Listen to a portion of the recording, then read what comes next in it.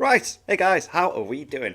Back on another video from Totally Not Mark, and today we are checking out, is Jujutsu Kaisen 0 a good place to start? Now, I wouldn't disagree. I would say, yeah, Jujutsu Kaisen is a good place to start. But, personally, if you're anime only, like I was, until I finished Season 2, and then I really needed to know what was going on, so I just caught up. I'm completely up to date with the manga now. I would personally say watch Zero after season 1, because if you're manga only, you're obviously going to read Zero first and then just bam, the order it's out. The interesting thing about watching Zero in the order of release is that you watch season 1 and then Yuta is introduced in Zero as the main character. Then you watch season 2 and it kind of makes more sense as well. It's kind of fresh with like Gojo and Geto and everything within the flashback bit of season 2, and then it's a nice surprise to have Yuta appear at the end of season 2. I feel like if you watch Zero first and then you're watching the episodes as they come out, that's a long gap before Yuta pops in, and you could potentially be like, who is this guy? Whereas me, I watched Zero, then I watched season 2, and then when Yuta pops in at the end of season 2, I was just like, yo, Yuta's back, yeah, with Rika and everything. I was like, cool. So that's my little thing. But let's see what let's see what Mark has to say. Jujutsu Kaisen 0 is one of the highest grossing anime films ever And it's so good. It's a really good film. I loved it. released. And my first time ever hearing about it was today. In 2022, Jujutsu Kaisen was the single highest selling series in Japan. Period. Besting even One Piece. And to Damn. this day, it remains one of the most popular ongoing stories in circulation, with over 70 million copies sold as of writing this video. And it's so good. The manga is so good. I love it. I really, really love it. And somehow, I made it to 2023 without even knowing so much as how to spell the title. Until now. So, now that I'm a spelling expert, I figured what better way to spend my weekend than by ignoring all of my friends and family and diving instead headfirst into this weird Japanese film about sorcerers fighting curse monsters and anthropomorphized panda warriors doing all sorts of crazy stuff without people seeming to bat an eye. Seriously, this dude straight up just appears on screen walking around talking as if nothing is going on, and this dude just chatting about mayonnaise or some shit.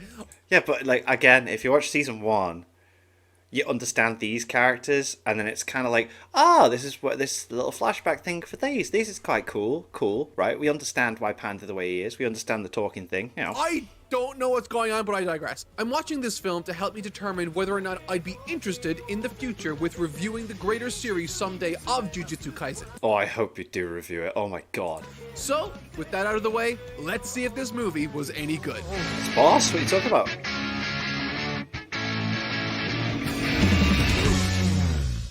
Alright, I've watched the film and I have a lot to say. But in short, what did I think of it?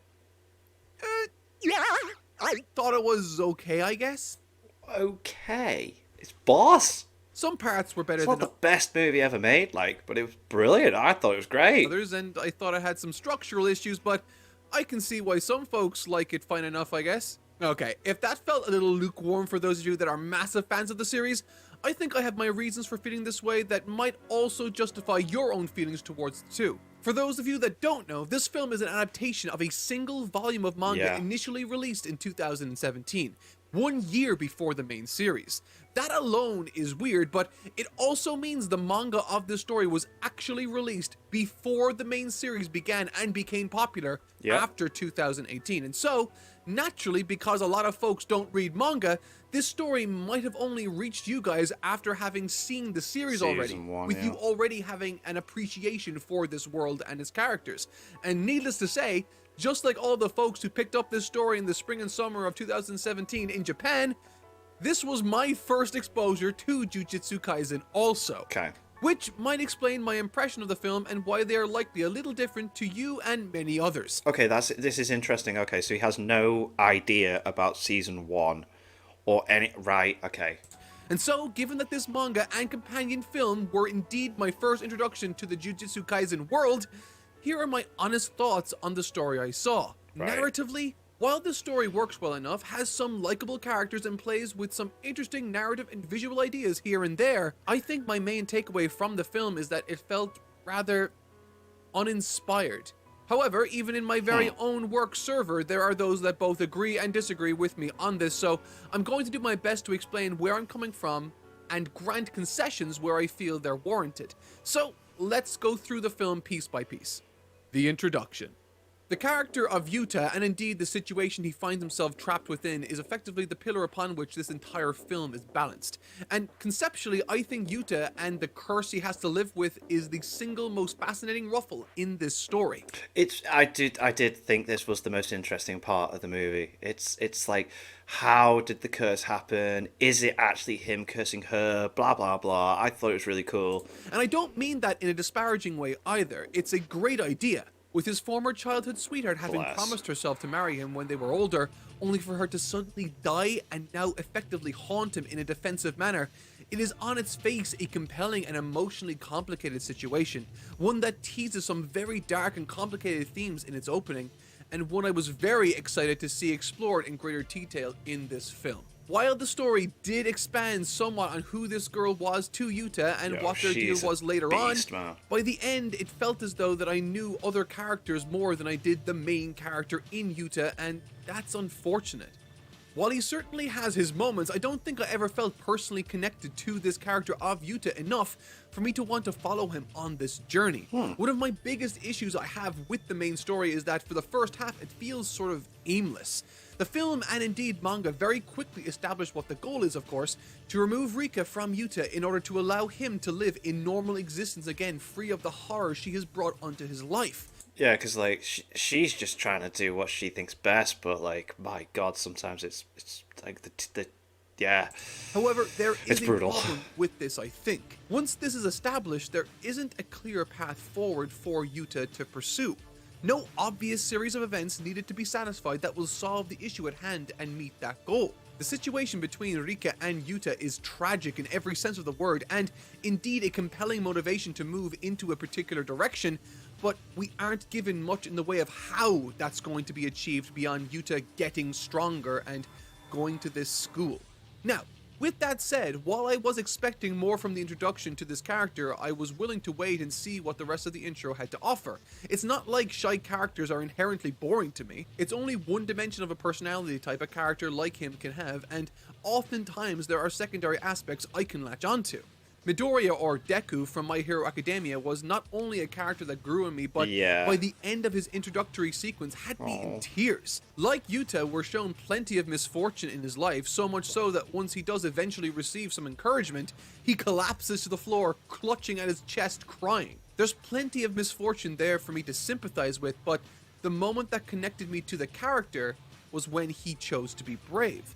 Now I'm no powers, as well no as nothing. Sympathizing with this character. But he went in he's anyway. Shy, but he's also tenacious, virtuous, and good. And while I can appreciate Yuta's circumstances have effectively beaten him down over many years, he still hasn't shown me enough to get invested in his story specifically beyond just being sympathetic towards it. But if I ignore all that, I can appreciate just how different a character like Yuta is for a story like this one.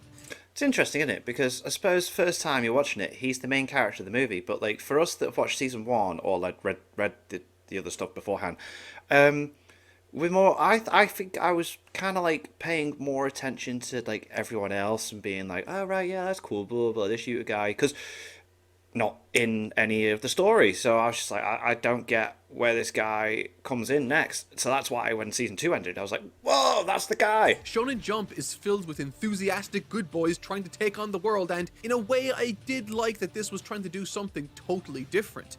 While Deku shows strength in more obvious and easily relatable ways, Yuta is a very troubled and emotionally scarred young man who was willing to take his own life had he been given the chance to by Rika. This does remove agency from his character somewhat, but he did make a very difficult and brave decision early on in the intro portion. When confronted by Gojo, he was offered 2 choices: sit there alone forever, or come with him and try to do something about his situation. And while we haven't seen anything this young man has been through, we do see the toll it has taken on him, and That alone is compelling, and given that he was able to pick himself up from the depths of despair one last time to try to fix his situation, it's not difficult to see why so many people might resonate with that character. It's just, for me personally, I would have liked to have seen more from him as a character beyond that one admirable and brave choice. Okay, yeah, yeah. Because again, every time I saw Gojo on screen, I was like, oh, cool. And then you see Geto, and it's like, oh, Gojo had a friend, and it's like, ah. Thankfully, however, the rest of the cast is much more engaging and yeah, again, I was like, Panda, it's cool, yeah. gets to demonstrate their personalities right away. Maki clearly has a chip on her shoulder, offers a lot And Maki's character in this was boss as well. in the way of capable fighting, and even establishes something of an emotional journey for herself in this opening sequence. Additionally, Inumaki was a surprisingly fun and engaging character, despite him not being able to speak clearly. I never would have thought that including a kid that can speak to folks would have been a good decision, but all it does is offer him compelling alternative to speech, while also making for some really cool powers to help explain the world to us visually. And then there's Panda. He's a panda. As for the world and power system, I think the idea of having curses manifest in places due to the negative experiences of the people who were once there is a great idea that ties nicely into Yuta's story with his personal curse that he's trying to get rid of. Exactly, again, so we take it for granted, I suppose, like, for us understanding that already going in. This is really interesting, seeing this as a going in starting point. I thought this was like going to be a discussion on whether this should be a good starting point or not, but okay. The mechanism by which they seal off areas in these domes of energy and the designs of the creatures that lurk within are all fantastic to see and enjoy. I have no issues there, and to be honest, the action concerning these encounters at this school and thereafter is terrific. Seeing and learning about the numbers game some of the weaker curses play, and of course, the stomach they all end up within to save the two small children they arrived to rescue in the first place. It's all handled tremendously well, particularly in how they highlight what Yuta himself is lacking and ultimately what Rika is capable of when she's used correctly. Rika's so powerful. God, she goes off. The middle or second act of a film is largely dedicated to establishing the main conflict or antagonist, and while Rika is technically that for now, with her not providing Yuta the necessary pushback he needs to unravel this problem he's having, we need another more active protagonist to push this film in some sort of direction. And thankfully, we do eventually get that. However, before we do, once Yuta arrives in school, due to there being no clear path forward towards his established goal, all we can do as an audience is sort of just sit back, relax, and go along for the ride with Yuta and his classmates as they take on different enemies in different locations and encounter some superbly animated action sequences. Oh mate, the animation was just phenomenal. I thought it was fantastic. Against curses and apparitions. The action in the film is brilliant, and you won't find any complaints from me in that department. The direction in this film is stellar, from the animation to the storyboards to the color used to light different and more dramatic scenes. And did I mention the music? There are two insert songs in this film, one at the beginning as we get ready for our first day at school with Yuta, and indeed the climax that I will get into just a little bit from now. But back on topic. I think of these opening scuffles, it's the mission Yuta shares with Inumaki that hits hardest for me, mostly because it coincides with the narrative midpoint and how it's used to actually give the story direction. But firstly, Inumaki is oddly a very endearing character, one that shares a lot and has a brilliantly effective and dicey power. Yeah, I've gone on the record in saying that my favorite type of power is one that has obvious and built-in drawbacks to use it, like, okay, think Kaioken in Dragon Ball or Deku's all-for-one power in My Hero Academia. In this film, Inumaki has a very powerful ability, but it's due to its consequences that strategy needs to be employed, and a palpable tension is injected into each and every encounter he participates in. I love stuff like this, and furthermore, we finally get some direction through this curse that shows up at the narrative midpoint. I did mention this moments ago, but the narrative midpoint is a very common writing technique implemented in pretty much every single story you can think of. And typically, it's used to keep the story you're watching interesting. However, in this case, it has the secondary effect of finally giving the film direction. Enter Suguru Geto. This guy shows up, notices that this film doesn't have a clear story, and says, hey, I want to set a new world order based on my own internal bigotry. I'm a bad guy, who wants to fight me? And everyone is like, yeah, okay. And just like that, we have a goal. Someone to attack in this battle shonen and actually have a means of entertainingly arriving at the climax of the story without meandering with Yuta, hopping from place to place, gaining experience. Now, I want to be clear again, that I can totally see why someone would connect with Yuta as a character, particularly if they themselves have gone through some troubling times in their life where they saw no way out. The strength he shows in his first meeting with Gojo is not only admirable but immeasurably brave, given how ready he was to just give up on life and everything in the first place. And in a way, I can kind of understand how a story that doesn't have a clear path to success can further feed into making that decision Yuta ultimately makes all the more brave due to the uncertain and seemingly hopeless road he's facing. Thematically, it works remarkably well and in many ways succeeds in that regard. However, it had, for me, the unfortunate added effect of making the first half of this film quite boring. Without something to latch onto or follow, it felt like we were just going from one scene to the next, going through the motions until suddenly Geto shows up and finally offers us something more to look forward to and watch develop. And I think that's important. For now, we have something of a goal to shoot for, or at the very least anticipate. We can enjoy all of the positives which the character of Yuta provides with the pacing Geto offers the story. Which brings me to my final point concerning the midsection before I start to talk about the big action-filled climax. Geto is exceptionally important for the pacing of this film, simply because before him, there was literally no one to drive the story forward. But it's also interesting as well, isn't it? Because then, like, you've got, is it Ten? I can never remember the name, because you've got Sukuna, haven't you, who's the guy that's possessing the main character, but then you've got, is it Senjaku, who is possessing Geto's body in season 2, and you got the flashback thing, so it's cool to have Geto set up here, because then when you see him, it's not really him after the flashbacky bit, but In storytelling, there are often two types of characters which complement each other rather well: active and reactive characters. Active characters are individuals which drive the plot forward through their actions and choices they make. Think Walter White approaching Jesse in episode 1 of Breaking Bad to kickstart his mission, or think of Eric Cartman from South Park doing something truly horrendous, forcing those around him to have to pick up the pieces. Right, With yeah. them integrated into the scene or storyline, you can rest assured that Cartman's whenever so the plot weird. lacks direction, drinking they his will tears. leap into action to help it race towards some sort of conclusion. Alternatively, you have the reactive character type, and in the case of Yuta, you have the reactive protagonist. These are characters whose entertainment value comes not from what they project outwards onto the world, but instead how they react to that. everyone else, yeah. Tobey Maguire's Spider-Man, generally speaking, is a great example of such a character. As the hero, it's his duty to react to the chaos and solve the messes that the villains around him create.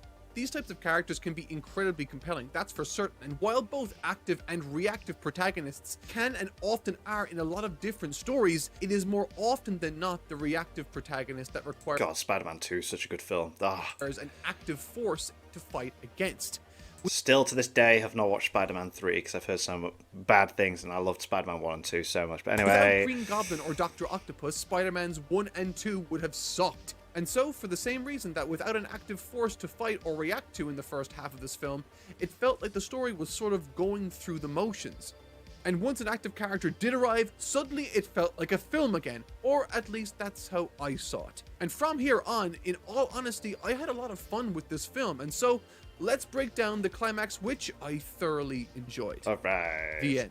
Just like choosing Yuta as the main character was an interesting decision, this film also makes an equally interesting and oddly compelling choice in making the antagonistic forces weaker than the forces of good. I've mentioned before that I'm a fan of what Geto offers the story, but I really mean it when I say that the strategy he's forced to employ makes him feel all the more devious and clever. With him being forced to navigate and strategize around his fewer forces in a successful manner, it acts not just as the perfect setup for some fights, but very quickly brings him in contact with Yuta, which is exactly what I he wanted. yeah. I love the way with which Geto manages to corner Yuta and everyone back at base. I love that the shroud he encapsulates the area with prevents communication to the outside. And I love the role all of the supporting cast played in defending Yuta from this monster. Seriously, Panda and Inumaki's team up was something to behold Yeah, it's in the class. anime, and really elevated the material that already existed in the manga. They didn't have that much of a fight in the manga, but in the anime it's fantastic and very quickly became my favorite action moment of the film. But it's the final fight between Yuta and Geto that becomes the fight to end all fights within this film, and the surprise it ends on not only offers a solution to the conflict of the film, but indeed facilitates the answers that remedy Yuta's current circumstances, making this final third of the film comfortably the best part and most cohesive part of the narrative, in my book at least. The team up of Yuta and Rika is nothing but cathartic and frantically fun to watch as the young troubled boy comes to grips more and more with his powers and in the process becomes more and more aware of what he's capable of. And in truth, he sort of has all of these powers through Rika, but it's in that overpoweredness that grants Geto his appeal for finding the golden path forward, and indeed Yuta in learning to deal with what he is and accepting the help of Rika. Working together to take down this formidable and intimidating foe, both of these characters bringing out the best in each other. With the climax of the fighting seeing Yuta effectively choosing to offer himself up to Rika in order to save everyone else. It's a scary but compelling contrast made to the very first scene where, in a desperate attempt to protect everyone from himself, he tried and failed to take his own life. Now, while offering up his life once again, it's through embracing what he once was so terrified of, proving that even the most terrifying and unsightly parts of ourselves can yield positive outcomes for everyone, and that we, if we have the strength and resolve to do so, can move forward and make a difference in this world if we choose to fight. Once again, Yuta as a character and the delivery of this idea is, like I said at the beginning, the most impressive narrative choice made in this film, and how it's demonstrated is just as fascinating. With the climax of the fight coming to an end and the monster that he once feared now having melted away, thematically he's proven that he can live a normal life, and Rika will wait for him. And the twist that made all of this possible was that he was the one that put the curse on Rika. Her, and that was a fantastic cherry on the top of this brilliantly orchestrated narrative cake.